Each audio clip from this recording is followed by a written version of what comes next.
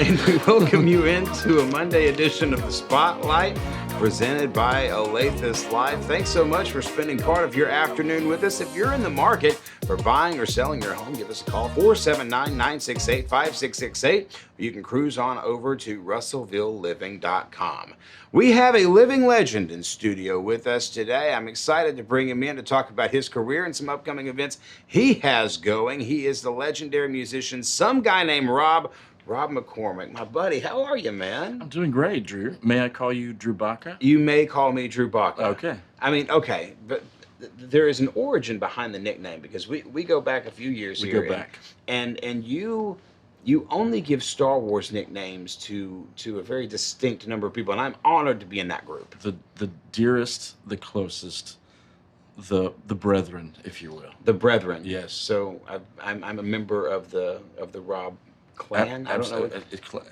Clan is not a popular word, but Well, let's say the Rob let's say fan that club. you are in you're in the circle of Star Wars friends. And that's in the elite circle. It's very elite. My wife's not even in it. We should probably just go ahead and edit that part out. Then just cut that Start one. over. Yeah, Scratch it all. Scratch it. You've been doing this for some time now. When did you actually get started around here? Oh, well, we started this interview about 2 minutes ago. Okay, thank you. All Yeah. right, let me go back a little bit further. than Okay. that. When did you start playing music locally? Oh, okay. Well, when I was 14, I think, my parents, I was begging them for a guitar. So they caved in around Christmas time, and I got my very first guitar. It was a little Fender Stratocaster. So Okay, so you started on the electric side Yep. with the Strat. Sure did. All right, did they get you the amp too, or were you having to they play did. It was a little like 15-watt amp, something like the tiny little Marshall practice amps? It kind was of deal? what was that? I think it was maybe a Fender too. Okay. Yeah, they got it at Sound Investments back then. Whenever they're Oh, that's okay. That's a little old school too. Yes. Yeah, Sound Investments over on that. So the conversation becomes: did you always know that this was something that you wanted to do, or was there an alternate career path, and then you just kind of wound up here? I'm still not sure if this is the right thing to do. Yeah. Just going over the bank statements. No. All right. No, I think I had a passion for it when I was 14. When I was 14, like every kid, Right. I did it for the honorable reason of I wanted to meet girls. Getting girls, exactly. right. Yeah, I wanted to meet girls because I was a little more on the shy side back then. And then what had happened is I fell in love with this, the brotherhood, the camaraderie of having a band, and then I just put it away whenever I went to college. Well, I didn't put it away. I always kept having bands and playing, but I put the idea of it away, and I went toward business in college, and about 2 years in, well, I got in on a music scholarship though. So about 2 years in, I'm just like, what I think I really want to do is just play music full time, and I think that's what I'm going to do. So I just quit all the jobs that I was doing and started playing music full time, and that's what I've been doing ever since. You go in for business, and I would assume it's because your dad owned his own store. Correct. Okay. Let's talk a little bit about the background there. Absolutely, yeah. So I grew up the son of a poor. Are you Steve Martin now? I'm Steve Martin. No, I need to remember that whole line so I can say it. But I think that so I was born to Ralph and Sudie McCormick, who owned McCormick Furniture, and they owned it first on 7T, right across from where Atwoods, catty corner of where Atwoods is now, and that's where I grew up. I spent all my time, in the furniture store, watching them run the business, and so there's this business side of me that understands, that business and commerce have a place. You can't just be an artist all the time. As a matter of fact, it tends to be more like 90% of things you must do, and then the 10% of things that you actually want to do, like playing shows and writing songs and putting out albums. So, but I think what that gave me, they put me to work at a young age. As soon as I could lift something, they're like, "Oh yeah, let's right. Wait a second, he can lift a lamp. All right, you're a lamp boy." Right. And then now, it just now a sofa. And it just exactly. It got to where you're lifting sofas over your head and just and like, okay, now he's actually worth all that food we've been feeding him. Right. Exactly. So they raised me with that work ethic and the idea that you worked hard and you got rewarded for that. And the same is true in any in any job, any career, and including music, especially music.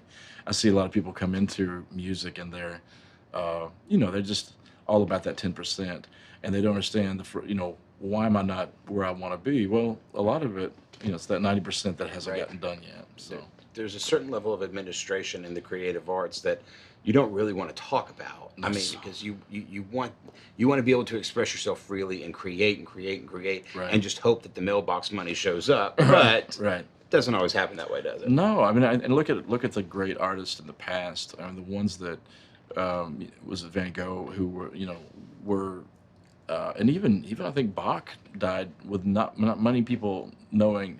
Certainly not the scope of people that know who he is now. Right. I think his music wasn't discovered until maybe 70 or 80 years later, and it was rejuvenized and brought forth, and then everyone loved Bach. Well, it's too late for Bach. He didn't die penniless, but Not far away from it, though. I don't think he was a rich man. Well, he was rich in love, and he was rich in music. Certainly. So. You've got early inspirations. I mean, that you have a very distinctive sound that folks in the River Valley have heard for a long time. How would you describe that sound, Drew Baca? How would I describe it? Yeah. You know Corey Thone. I know Corey, the Thunderdome. Right. Yeah. Corey and I are very good friends, and we were riding around one day in college listening to one of your CDs. Yeah. And I said, if you took Dave Matthews and you kind of melted him into like an almost Nirvana, but then added, who did I say that you were going to add? Who did Ben Harper? If you took all of those people and added them together, that's Rob McCormick. I love that. That's a great little fusion there. Yeah. Right. That's how I would have described it. It was a very 90s feel, but it's also very modern and it stays with you. Upbeat. But then again, my favorite song of yours is How Was It For Me, which is just Right. like it sounds like it belongs directly into that 1998 radio. That would have been. I should have got it in there.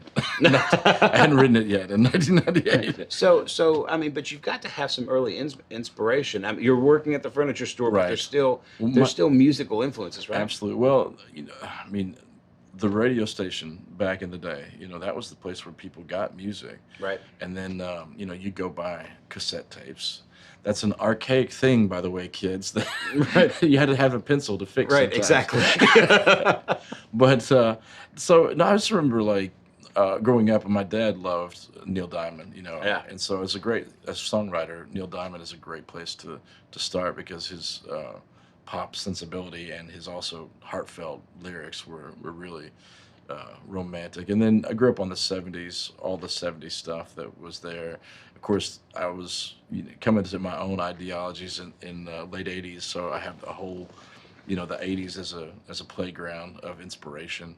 And then by the 90s, I was making music, and I missed a lot of the 90s music because Right. I was putting out records and records. What I call them records. You're putting out the records then. I We're was playing them on the 8 Spin 'em track. on the DJs. Yeah. I mean, Neil Diamond is interesting to me because I can see that there's some comparisons vocally. Is that intentional? Not intentionally. No, it really is. I think that we have that same timbre to our voice. Mm-hmm. So if I am, I said, there's that whole, whether I like it or not, it's in there. It's there. And I mean, I do play a pretty mean, sweet Caroline. It's an oxymoron, mean, sweet Caroline. How much of a hit is that at the live shows? Oh my goodness. Everybody in the planet knows at least the Yeah. bomb, bomb, bomb. Yeah, and Right. so good, so good. Yeah, so it's been it makes people happy. And I love playing my own original stuff. Right. But like I played a party, there was a private party the other night, and there's maybe 50 or 60 people there. And what I love is I love looking at a room and saying, okay, well, this person is that age, that age, that age. And I don't even think that I'm doing it anymore. It all, falls together. And I look at that, I'm like, okay, so this song would go over, this song would go over, this song would go over. And then I mix in my original songs, and because they're maybe in that same flavor of style of the age of music that they're going to like. Because I write in so many different styles, so. You're now in college. Yes. You decided, hey, I'm going to play music full time. Right. That transition in your mind, Right. what are the steps to go from, hey, I've got this plan to, I don't have a plan? And the reason that I ask that, Yes. Jay Leno famously said that he flew out to California on a whim. He was arrested for vagrancy twice Wow. in the back of the Comedy Store and did not give himself a plan B because he was determined to be the host of the Tonight Show at some point. Right. Was that kind of your same mentality, or? In a way, I remember I was working 4 jobs, and neither of them were soul satisfying. Right.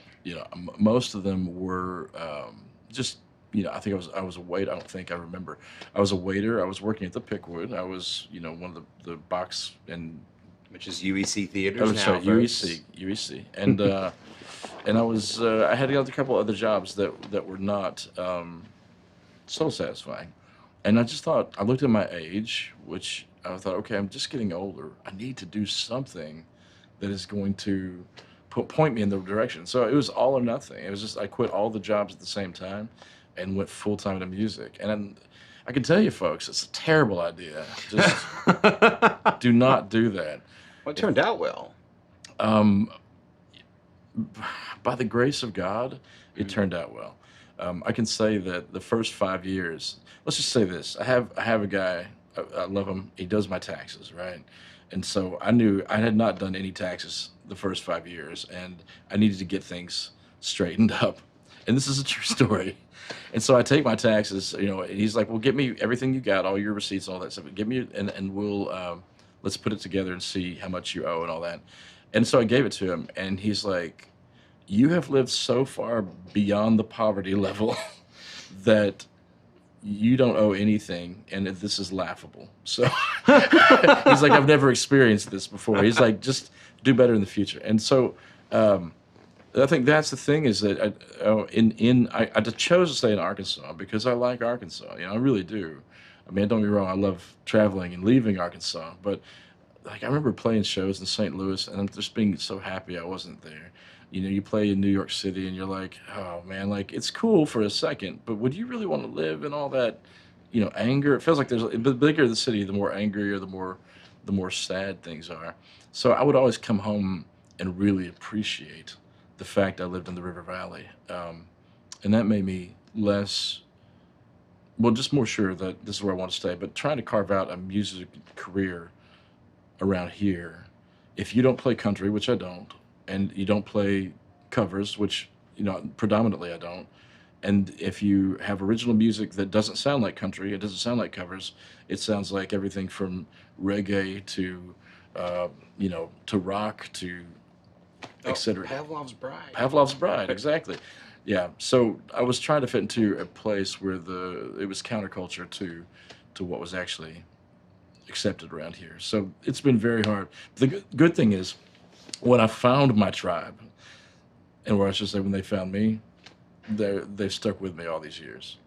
Well, I remember even in the earlier days, there was a blossoming music scene in the late '90s, early 2000s Right. here that if you're in the younger generation, you may not remember. Higher Grounds changed the world So nice. in Russellville. Were these kind of subgroups really how you started to pick up some momentum? Well, I was, someone called me you're like the grandfather of rock and roll around here, man. And I was like, am I supposed to say thank you to that? Maybe they said the Godfather of music in Russellville is what they said. And Okay, Godfather sounds a lot. yeah, cooler. yeah, I yeah. can totally see you in a dark room with one spotlight. Right, Yeah. yeah. Thank you for coming to me today. Thank you. I was hoping you would do that. You asked me today I'm asking you. Right. But no, I wrote the song "King of Nothing" after that. I was like, what does that make me? The Godfather of music. I'm the king of nothing. So Right. I wrote But that. you're still song. a king. Well, I'm still a king. You're still a king. King of nothing. But yeah, no. So what was your question? I totally forgot. Well, we were talking about the earlier the days, early, late yeah. '90s, early 2000s, when the And Higher Grounds was definitive because they were like, come play your music, come play your music. right. And the coffee shop scene was so big right then. People were traveling state to state to state, and you could do that. Of course, coffee shops, they don't have much to pay, so they don't pay much. But you could find fans and friends that were, I mean, to this day, some of the best friends I found in those coffee shops. Well, I mean, even still today, and it may not be as prominent now, or maybe it's just because I'm older and I don't know that it's still prominent. But I remember the days at the Cavern, and Hmm. some of the days where these smaller venues would pop up all over Russell. And if you didn't know, you didn't know. But if you did, Right, you were in the know, you were you there. did, and Yeah. it was interesting. Did those fans kind of come up? You mentioned that they found you, they stayed with you. I guess it's that group that kind of just followed you through your career. Well, they have, and what's been a blessing now is well, even with the pandemic, it forced me to go online because again, to if you're not a cover band, I mean, predominantly you're not a cover band. You do, I love covers, but when I do them, they tend to not sound like the original artist. Right. So I just kind of, do my own version of them. But um, in the pandemic, I was able to go online and realize that there are people in Turkey who like what I do. There are people in Nova Scotia who, do want to hear this kind of music, and so on in Europe and in Wales. So it's been really eye opening to realize that my audience no longer is bound to a coffee shop or a building or a venue or even a festival. Now it can be worldwide, and there's a lot of freedom in that. So I needed to change your intro. Ladies and gentlemen, global sensation Rob Global McCormick sensation. is here with us. By the way, if you're interested in buying or selling your home, you can give us a call, 479-968-5668, or cruise on over to russellvilleliving.com. Rob, I wanted to ask you about something else too, because, well, I think most people know Some Guy Named Rob. In fact, everybody in this area, you say Some Guy Named Rob, they know that persona. But there is an entirely different side of you that most people have not gotten to see. You're a worship leader. You are a husband and a father. Talk about the balancing act of all of that, and then how your faith has kind of moved you to where you are. Yeah. Um, well, it's funny, when you said Some Guy Named Rob, and I just remembered I got a phone call yesterday that the owner from Celts, Dan, the guy that we played a benefit for about 3 weeks ago, I found out he passed away a couple Mm. of days ago, and he passed peacefully. But I'm just thinking, that's, I don't know. I guess I just want to take a second to honor him because he Sure. he was another one of those people like Pam Burns of Higher Grounds, Yeah. who they were like, we want you to play music. We want you to play your music, and they were always asking by name for specific songs. And that was really, I just that Celts is where I got my name. It's where I got Some Guy Named Rob, and so it's really sad to see that part of our history, kind of move Because there on. was there was a very distinctive Russellville River Valley feel about having a dream shake at higher grounds and listening to Some Guy Named Rob, Right, wasn't or there? Ben's British concoction. I Yes. remember those. That was so delicious. That's the old school Russellville Yeah. folks. If you don't know, then you don't know. But if you do know the Dream Shakes and That was where it was at, man. that's it.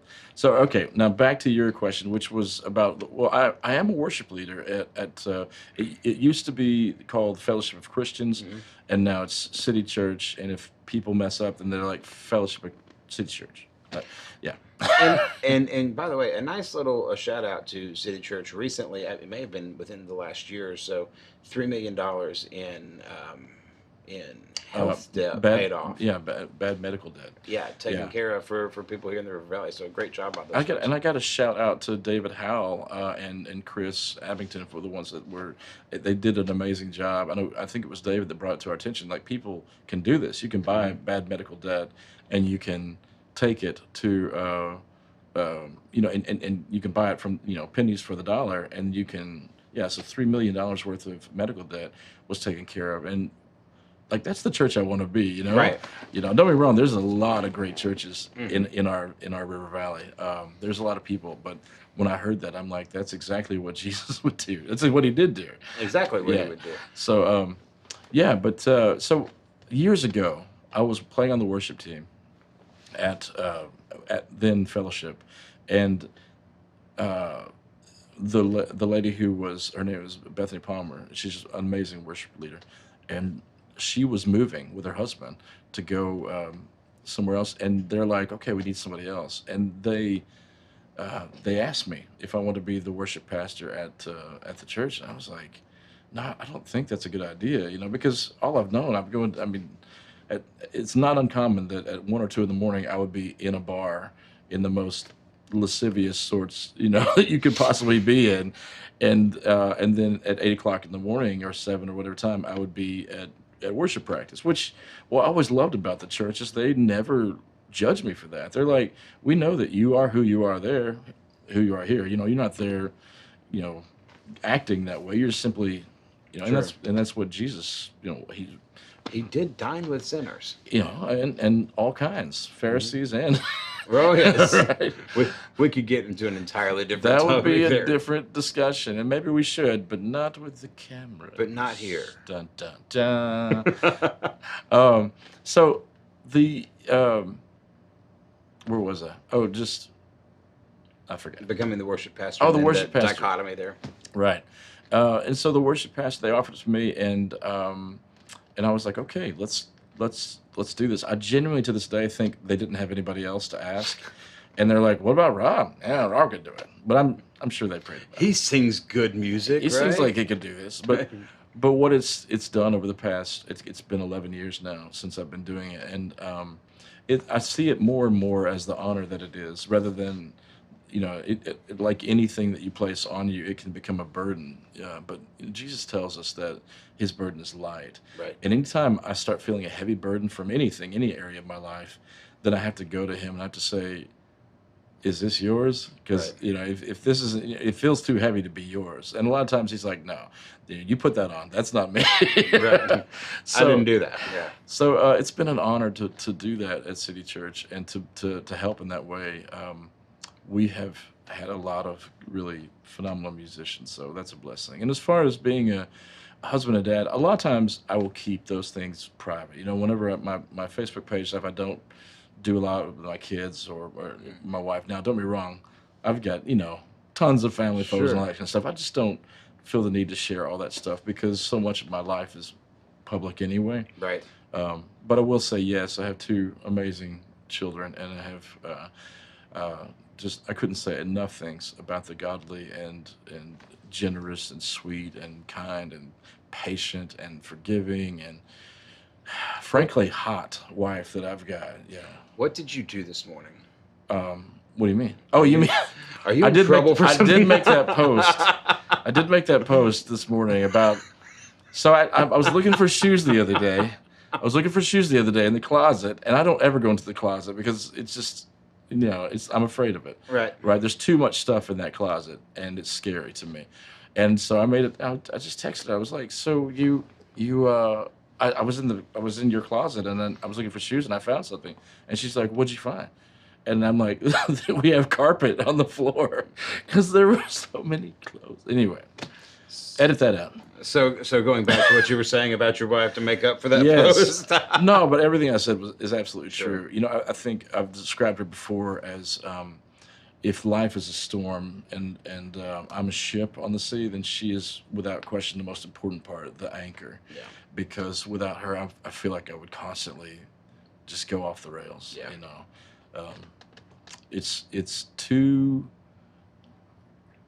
easy to if you don't have a sound voice of wisdom and reason, and someone who's not afraid. I'm a strong personality, and she's not afraid to stand up to me. Yeah. Yes. You know what I'm saying? Like, it'd be so easy for me to steamroll somebody who didn't have that same characteristic of a strong personality. And of course, we clash because we're human, but I've told her before, I'm like, I would rather fight with you than anybody else. Oh, yeah. There have been several moments in our lives where I thought, man, I'm so glad my wife is on my side. Right. She will destroy you. We're talking to Rob McCormick, Some Guy Named Robb. If you were interested in buying or selling your house, give us a call, 479-968-5668. Cruise on over to russellvilleliving.com. Rob, there are a few more things I wanted to touch on. You've got some stuff that we want to plug, but before we do that, I did want to talk a little bit about the music scene as a whole here. Yeah. I think that this is a scene in the River Valley that is vastly underrated because of the talent that we have. Just Friday night, which I appreciate, you sang with Nathan and Zach George of the Love Beards and the those guys. Bees. Love them. Those guys are both professionals in what they Phenomenal. do. Amazing. We've got Ben Smith and Ben Ren Smith, White Seven, Ren. and these folks who are just absolutely incredible musicians. Talk about Yes. the scene as it is now. Okay, that thrills me. Okay, so these are some names that you guys need to look out for because these are some amazing musicians. And forgive me in advance. I know I'm going to leave somebody off, and it's not personal. You mentioned some of the one, Ben Smith, phenomenal. Nathan and Zach. The sweetest thing was sitting in between those two dudes Yes. while they harmonized. I It's was like, incredible. I could add my voice to this, but it would only ruin the moment. So let's They're just so good. They're so good. so good, and it's so fun to work with. I mean, they're beautiful. Zach has been teasing an album now for a long time, and you need to just put it out, dude. Just put it out. Ren White Seven, yes, with the Wandering Troubadours, Warren Dickey. Daniel Brinker has just released an album called Dover Lights with him and Andy Moore. Who else is making music right now? Adrian James of Das Gift, which is in Conway or Little Rock, but in the River Valley still. There's so much good music. I would add Sam Albright and Ryan Harmon to those. Hadn't even got to those cool Yeah. cats. Yeah. So and of course Ryan got some accolades with his American Idol thing, and then Sam has been picking up. Sam Albright has been picking up music venues and festivals and gigs. He's playing all over. He was playing in Springfield, Missouri this last weekend. So I'm trying to think of. I don't want to leave anybody out. Now that I've started naming names and Right. dropping names. There's and the reason that I wanted to bring that up is because once again, we on this show like to talk about the positives of the community, the things that Right. we have going on. This music scene, Yes. it may be a little bit too underground. We need to try to raise the level Right. of that up. I mean, when you talk about Zach George, he sang for acapella and nationally recognized group. They Right. opened for the Seattle Seahawks. Right. Nathan George was is Dart part. from- He was Dart from day one, Yep. and they were playing Edge Fest for years. And now- feedback. I think. and feedback, and now the The Beards and the Bees, yeah. and they've been doing some great stuff. I mean, I'm so happy to see that live music is Yeah. coming back because there is a plethora of it. Well, and you can't say anything without Jocko Deal. Jocko Deal is and, another great and, one. and Highway 124, and there's so many Chris Tucker does a great job. so many good bands out there right now, and that's I guess it's so easy just to flip on what everybody else is flipping on, flip on the radio, flip on whatever that you already heard. But I would really encourage you to dig into some of these local talents because I can tell you from years and years of studying it and trying to understand it better, like why are people famous and why are they not? The thing that makes people famous is money. Mm-hmm. It's really is. I mean, I did a study once to find out how Rihanna's song, became a number one song. So the first, like the writing process and the recording process cost about $250,000 just to get that part of it done. And then it was $1 million of pushing it in front of people. So for $1.25 million, you too could have, you Right. also can have an amazing, number one hit single because it's so much about that. But that's really the genuine place I've come to is that I have a friend, Till Willis, in Kansas City. He is like a Bruce Springsteen guy. He lives it. He's the rock and roll guy. It frustrates me so much that Till is not like a Bruce name, but that's just, if you don't have somebody pouring that money into you, or if you didn't get in sometime in the 1970s, whenever Right. it was a lot easier to get in, then, you're running up against now, I think it's 500,000 hours of new YouTube content every 60 seconds. So, Yeah, I mean, it used to be you were just competing against the music in your genre, Right. or for radio time, right. but you were literally competing for anything that gets people's attention. And, people have everything on their phone right now. Right. Right. So, and that's something I've noticed about live shows in the past 5 years. 5 years or 5 years ago, people were mostly like, yeah, right on, right on. But now it's like, yeah, right on, right on. And they start staring at their phone, and it's because their phone is about them.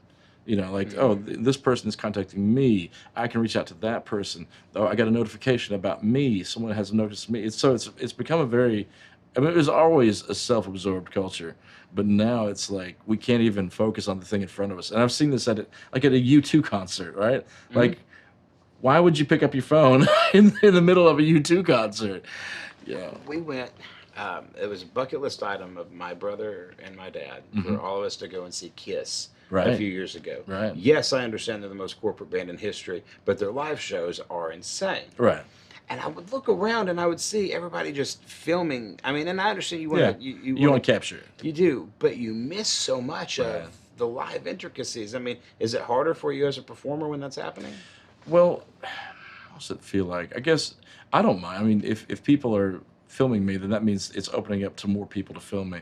But I'm trying to impress upon my kids right now, don't forsake the moment that you're in for the promise of what you might be able to find on your phone. Right. You know, I think that that's the thing is if you can focus and, you know, the whole be here now philosophy, you know, be here in this moment. I think that's valuable. I hope that we can all teach our kids that. Speaking of in this moment, you have in this moment something cooking as far as River Valley Food for Kids and a big yeah, cooking. That's Jiffy Pop, what you were making just then. Yeah. What have you got coming up, Rob? Oh, I've got, what do I have coming up? Are you skating? Oh, that's right. Yeah, okay. So during the pandemic, I went a little mad, right? I was like, okay. So did everyone. Right. Right. Right. I went a little insane. And I thought, I really want to help because I'm used to playing fundraisers and benefits. And during the time where people needed something, I felt like I wasn't able to give them anything. And one place I love, the River Valley Food for Kids, I know that they were in need. So I spoke with Josh, who is the director over there. He's a friend of our show here, Yes, by the way. love him, and I love that he has such a heart for kids. And I was like, I have this crazy idea. I don't think anybody's ever done it before. What if I skateboarded / e-skate, which is electronic skate? Yes, it's cheating, but it's still a lot of fun. It's less pushing, more riding. But what if I e-skated across Arkansas? What if we could do that, and we could raise some money for the Revive Food for Kids? And he was all like, that's awesome. Now, my wife, on the other hand, did I tell you this story? You've not. Oh my goodness. True story. All right. I tell her my idea. I pitch it to her. I'm like, what if I can raise X amount of money for the River Valley Food for Kids by skating across Arkansas? And so she sat there. She was very quiet. And then I think she started crying. And then she got up. She left the room. She went to the shower where she told me later that she cried. And then she came out and she said, if anybody could raise that much money for kids by riding a stupid skateboard across Arkansas, it would be you. And I'm all like, so you're saying there's a chance? All right. That's a yes if I've ever heard one. Yes. I think processing. It must be hard to be my wife. Have to have her on the show. At I some mean, yeah, point. we should- Like, she's- more like a Dr. Phil kind of a thing. Yeah. And why do you choose to stay with him? Right. Why is this still a thing? Yeah. So do you call him a moron, or do you wait till he turns around and then call him a moron? But once she was on board, no pun intended, then I started getting more and more people on board, and I reached out to some skate companies, and they're like, I love that. Why don't you use our skateboard? And so EcoMobile was one of those who's like, if you buy one, we'll give you the other one.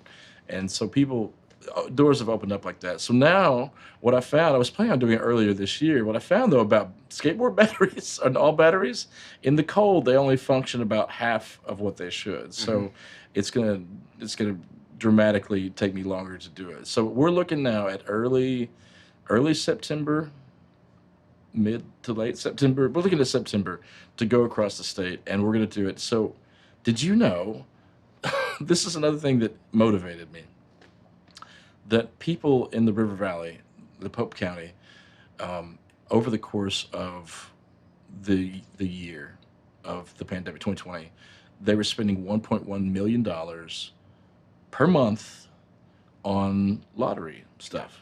Right. Per month. So my goal is really simple. I'm just trying to raise a measly $100,000 for the River Valley Food for Kids. And I figure if we can give $1.1 million monthly to this lottery thing, And that's just Pope County. then surely we have it in our hearts to give $100,000 to literally feed kids it's And they're never a local. kid's fault. It's Right. never a kid's fault that he's hungry. Pre-pandemic numbers too, by the way, Yeah. showed that 1 in 5 kids in Polk County were suffering from some type of food insecurity. The pandemic numbers could adjust that to 1 in 4, so that's 25% of the population of Polk County Yeah. could be living in homes of food insecurity. These are things you and I were instrumental in helping start Food Stock several years ago, and that's Yeah. one of the reasons that we got involved was because the whole idea of and it wasn't necessarily because of anything other than just circumstance, right? And now here we I are. was sitting at the table when you're like, guys, I don't know if you're gonna like this name, but what do you think about Food Stock? And I'm like, yes, Drew Baca. That was awesome. That was my one contribution to the community. That was that was simply one of many contributions. I still got the shirt, but the thing is that as you're talking about going to skate across the state, Right. raising $100,000 when one point that's what 12-13 million dollars a year in Polk County spent Right. on lottery tickets. If we can get just a tenth of that, Right, we from can get the there. entire state of Arkansas or beyond, whoever wants to give. And I really feel like we can. I feel like it's there. I feel like the deed is stupid enough that people will pay attention. Sure, Yeah. What do you say? Did you say true or sure? sure. Are you just telling me that you saying it's stupid? I mean, I think that this is a stunt, but I think it's going to be awesome. Here's the thing. Just call me stupid, Jim. I've known you long enough to know that I would pay a lot of money if I had it to see you on a skateboard. Right. Are you a skater? I've been a skater since before I was a musician. Yeah. Like, legit Yeah. skateboard? Really? Yeah. Okay, now there's a I've fun got fact. I've got some real fun pictures. I should show you some pictures of me actually skating. Yeah. Okay, so you were like Yeah. in the 90s. I didn't just start that. I didn't just. Like, you just didn't like, hey. Nobody in the 40s is like, hey, I think I could get on that and what? go across the state of Arkansas. Yeah. No, I guess maybe I should have led with that. Yeah, maybe because that's pretty pivotal to the whole story. that You're you've right. done You're this right. stuff. So let me tell you how I got started, right? Or how I started skating again. I had my skateboard from way back when. And one day the kids found it, and they're like, "Oh, I want to play on it." Of course, they played on it. And what did they do? They left it out of the carport. What happened? My wife ran over it, right? Right. So I'm like, "Oh, man, I got to replace this." Because just for nostalgia, I Right. got to replace this. And when I replaced it, I was all like, I might as well try it out again, you know. And the very first thing I learned is it hurts to fall down more than it used to hurt to fall down. And it wasn't necessarily comfortable falling down back then either. But you bounced up so much more when you're 16, 15, 16, 17, 18 years old. Now you hit the ground and you're like, there's more of me now than there was when I was 16 years old. So I remember hitting the ground the first few times and being like, so I geared up. So I want to encourage anybody, you know, I don't care if you're young. I see kids skating all the time now whenever I'm out skating. And I'm like, please consider a helmet, consider pads, you know, because if you're thinking of skating in your 40s, Oh. also Kevlar, Yes. maybe a bulletproof vest. just maybe, you know, one of those sumo things one of those things. And definitely wrist guards, elbow, knee, and definitely a helmet. Head, shoulders, knees, and toes. Dun, dun, dun, dun, dun, There dun. we go. If you're interested in buying or selling your home, you can give us a call at 479-968-5668. Cruise on over to RussellvilleLiving.com where you're talking to the legendary Some Guy Named Robb here on the Spotlight. And we want to remind you that Holly Hall, newly elected to the school board, will be here tomorrow. That's Tuesday, here on the Spotlight. Rob, I want to know about some new albums coming out. Let's talk about them if you can. Are there any? There are. As a matter of fact, one thing I love to do, I'm incredibly prolific. I love to write songs. And so I also love to plan out albums. And what I realize is I love to dichotomize the different aspects of my writing. So there's Some Guy Named Robb, and that's what I've been releasing so far. But most recently, The Folkster came out. So The Folkster is this Great real, album, by the way. If you haven't listened to it, go get it. It's one of my favorites. It really is. It's a great album. One of my favorites. So The Folkster is he's that. He's folky. He's still there's aspects of Some Guy Named Robb in there, but The Folkster is such a not lazy. What am I thinking? Like he approaches life lackadaisically, and he is laid back and happy, and he's always pointing toward love, and a really cool character, I think. Now, another character I built is is called Blackstripe, and Blackstripe is kind of the antithesis of the folkster. He's very serious minded.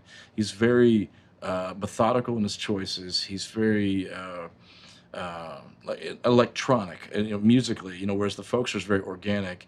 He's very heavily bent on electronic. He's not afraid to say the things that need to be said. He's not afraid to do those things, and he is going to get his own couple of albums. And then I have to refer them in third person. That's the only way, because Sure. they're separated in my mind. And then Indie Boy is the new, which is basically like that 16-year-old version of Skater Boy that was me. Yeah. Yeah, it's basically I'm letting him have fun, and he thinks that they're all idiots. Like he thinks that Some Guy Named Rob's an idiot, and he thinks that Folkster's an idiot. He thinks that Blackstripe. He knows Blackstripe's an idiot. So Indie Boy is just the one who's just gets to say all the fun things and do all the fun songs and do all that kind of stuff. So these are the 4 characters that I've built up, and writing into different albums with these and building them up. The next one to come out should be The Adventures of Indie Boy, and that should drop hopefully before the end of the year. Great. And then after that will be the Folkster Strikes Back. Yes, that is a Star Wars reference. Thank you for that. Yes. And then they'll probably release a Blackstripe album, and then The Return of the Folkster. So the folkster is A New Hope, Empire Strikes Back, and Return of the Jedi, straight up. It really is. It's completely ripped. And the ideology is that the Blackstripe and the Folkster have this thing between them. And anyway, I built up this whole. It'd be great to do a comic book. Maybe I'll have to find somebody. I'll talk to Daniel Freeman down. Oh, that'd be great. Do a graphic he novel. did the Awesome. he did the artwork for the Folkster. Daniel Freeman's an incredible artist. Daniel's Go see him downtown. Daniel downtown. Daniel and Corey. And so yeah, man. So all these albums are planned out, and now it's just trying to put them out in a way that makes sense, in a way that's palpable for people to, palatable, palpable maybe also. Palpable, yes. Yes, Palatable, but yes. palatable, because in this day, how people take music and how it reaches them and how it actually touches them, that's something I'm studying very, very closely, because I want to see what punches you in the feels. Does it have to be associated with a video? Does it have to be associated with a movie? Or where is it that people are? Oh, and let me tell you this: PBS approached me about they fell in love with the Folkster, so they said, "Can we get the Folkster without any the first album? Can we get that without any words on it?" I'm like, "Sure, raise my voice." but they're like, "Can we do that and then put it in this series, this little docu-series that we're doing?" So I was like, "Yeah." So we worked out a price, and everything was great. Outstanding. It hasn't released. Chuck Dovish, though, is one of the executive producers on it. Chuck Dovish is an Arkansas broadcasting legend too, by the way. Right. He's been exploring Arkansas for years and years and years. So, coupling that up with another Arkansas legend, here we are. And when will that be released? Do we know? I want to say that Kat Robinson was doing the show. Do you know Kat? I do know. Yeah. I've met Kat. I can't say that we know each other. And I think that she said it was going to, I forget. It's going to be released, I want to say this year, though. So, yay. That's something else. You hear my music in the background. I want to touch on one thing, and then we're going to wrap up here. In the middle of all of the things that you're doing, in the middle of everything else, and I don't want to touch on any kind of controversy, but I do want to ask about a lot of the things that you write on the Some Guy Named Robb page, as far as it pertains to community activism and things that you're putting out there. Is it important for you as an artist to express that as a way for change, or is that just kind of an inner voice making its way out? I think it's an inner voice making its way out that is hopeful somewhere that somebody else will grasp onto the same kind of wisdom or logic or reason. Because when I write things, so often I'm writing them for myself. I mean, when I find a piece of wisdom, it's like, oh, I need to explore this. Right. I have tons of writings that I never release, but sometimes I find something I'm like, maybe somebody else could benefit from that. And if nothing else, maybe it'll pop up a year or two from now, and I'll benefit from it again, as a memory. And that's happened more than once. Whenever I thought, okay, obviously at some time I knew this lesson. Right. I need to learn it again. And I haven't forgotten. Right. Yeah. But thank you for that, because that's I love writing, and maybe I'm working on a book, maybe, but I don't know if it's a book or if it's just a collection thoughts, or what is a book but a collection of thoughts? So I will write a foreword. I don't know if it's getting in there or not, but I'm going to write one anyway. write it anyway. I'm writing it. It's a collection of thoughts. This book probably sucks, but that's probably I should call it. this book probably sucks. This book probably sucks. But By some guy named Robb. by some guy. By some guy. Dude, we've got to do this again. I love you. it. And Thanks so much. Before we finish up, Yeah. a personal thank you from my family to yours for the fundraisers that you did for us. I appreciate what you've been doing for my wife and for our family. This guy is a true community hero and a legend, and I appreciate you being on, man. Man, I love you, and I love Jamie and little Adora, and I all I want is to see the very best for you. I will say, I think my next fundraiser is going to be for the Descendants, the arts program, the theater that they're doing. Outstanding. We're going to be raising some money for them because they are their own little entity this year. They're not supported by anyone locally. So I mean that I know of. Let me say. So be sure and check out that and my webpage. You can check that out for the for upcoming shows and ways to join me on Patreon. Hello. And if we wanted to get our hands on some merch, where do we go? Go to the website sgnrobb.com. Like Some Guy Named Robb with two B's. See that at the bottom of your screen right Ta-da. there. All righty, folks. Hey, we'll do this again. It's Robb McCormick, Some Guy Named Robb. He's a living legend here in the River Valley. Go check him out at sgnrobb.com. And, of course, you can always hook up with him on Patreon. Become a patron of Some Guy Named Robb. Shoot a little bit of money over in the tip jar. Help him out and make sure that he's taken care of. And then, of course, we will be we'll give you all the details when we know about Skate Across Arkansas as well.